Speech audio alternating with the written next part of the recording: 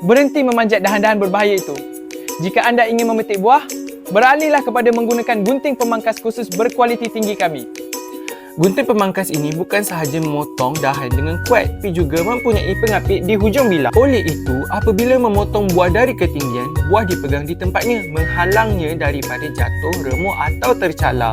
Dawai keluli yang menghubungkan pemegang ke bilah adalah setebal 5 mm, menggandakan daya pemotongan, membolehkan kerja yang lebih pantas dan kurang berat. Gunting ini boleh memanjang sehingga 5 meter, menjadikannya sesuai untuk ibu bapa, warga emas atau mereka yang takut menaiki tangga.